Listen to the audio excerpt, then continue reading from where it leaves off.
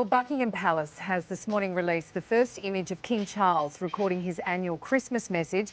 The monarch breaking from tradition, giving his address from a former hospital chapel. A royal editor at the Daily Mirror, Russell Myers, joins us now. Hello, Russell. What can we expect out of the King's address?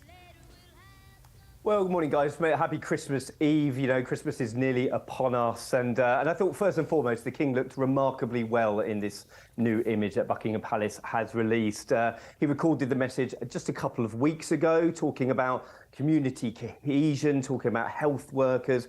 And what a year it's been for the royal family, right? But of course, he's been in hospital at the same time, can you believe it, back in January as the Princess of Wales. Then they had their cancer diagnosis just within days of each other. So I expect fully for the King to be speaking about the health workers. Not only have looked after him, but members of his family have been besieged with health problems as well. We saw the Queen just recovering from pneumonia just a few days ago, but Princess Anne, was kicked in the head by a horse back in July. She had to spend some time in hospital.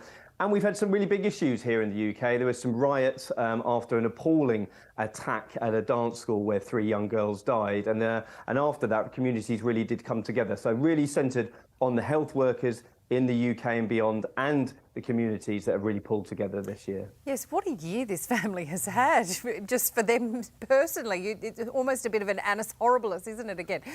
Why did the King choose this particular hospital chapel, this Fitzrovia Chapel? Well, you're right, Sam, and I think those two decisions come hand in hand. I mean, what a year it's been for the royal family. It's been absolutely unprecedented in terms of the King and the Princess of Wales being in hospital at the same time. You know, the two star players, if you will, being out of action for such a long time. But I think that the choice for Fitzrovia Chapel is really, really interesting because it's been there for well over a couple of hundred years. For 100 years, it was the centre of London's community, celebrating not only sort of religious gatherings, but really that community aspect which the King wants to convey in his message. And it was knocked down in 1924 and rebuilt.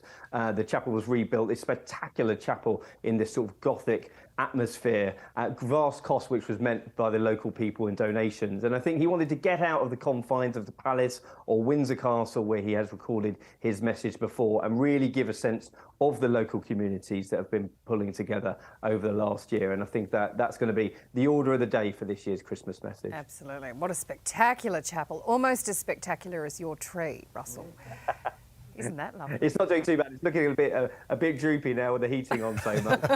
It's nearly there for Christmas, so fingers crossed it lasts. You probably need it in East Sussex. Where are you? East Sussex. Thank you, Russell. See you soon. Hey there, Today fans. Sarah and...